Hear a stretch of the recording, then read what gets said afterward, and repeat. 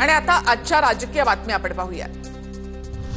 पंतप्रधान नरेंद्र मोदी यांचा 25 मेला गुजरात दौरा। ऑपरेशन सिंदूर नंतर पहिल्यांदाच मोदी गुजरातमध्ये जाणार। दरम्यान मोदी कच्छ आणि भुज इथे सार्वजनिक सभेला देखील संबोधित करणार आहेत। लवकरच दौऱ्याची अधिकृत घोषणा होईल। ऑपरेशन सिंदूरच्या खासदार शिष्टमंडळावरून शरद पवारांनी राऊतांना फटकारलं। स्थानिक राजकारण आणू नये अशी आमची भूमिका, शरद पवारांची प्रतिक्रिया। उपमुख्यमंत्री अजित पवारांकडून परळीमध्ये विकास कामांचा आढावा। धनंजय मुंडेंसह पंकजा मुंडे उपस्थित। वैद्यनाथ मंदिराची पाहणी करताना दादांनी कंत्राटदारांना फटकारलं। शिवराज दिवटे मारहाण प्रकरणामध्ये धनंजय मुंडेंच्या गुंडांचा हात। करुणा मुंडे यांचा धनंजय मुंडेंवर गंभीर आरोप। सगळ्या गुंडांना धनंजय मुंडे पोचतायत। बीडमध्ये सुद्धा ऑपरेशन सिंदूर राबवा, करुणा मुंडे यांची मागणी।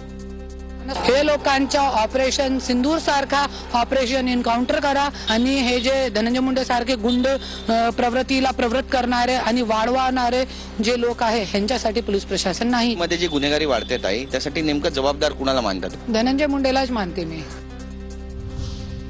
उपमुख्यमंत्री अजित पवारांचा परळी दौरा। शिवराज दिवटे मारहाण प्रकरणी सकल मराठा समाजाच्या वतीने अजितदादांना निवेदन।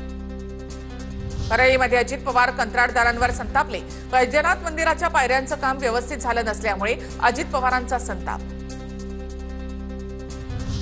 सुनील तटकरे यांच्याकडून भरत गोगावले यांची नक्कल। खांद्यावर रुमाल आणि हात जोडत तटकरेंनी गोगावलेंची स्टाईल मारली तर नॅपकिनमध्ये काय ताकद आहे तुम्हाला कळेल। भरत गोगावलेंच्या मुलीचं व्हॉट्सअप स्टेटसमधून प्रत्युत्तर। महाराष्ट्राच्या सुपुत्राचा त्याच्याच राज्यामध्ये अपमान होतो। साधा प्रोटोकॉल पाळता येत नाही का? सरन्यायाधीश भूषण गवईंच्या समारंभात वरिष्ठ अधिकाऱ्यांच्या गैरहजेरीवर विजय वडेट्टीवार संतापले। पालिका निवडणुकांच्या पार्श्वभूमीवर राष्ट्रवादी काँग्रेस शरदचंद्र पवार पक्षाच्या सलग 3 दिवस मोठ्या बैठका।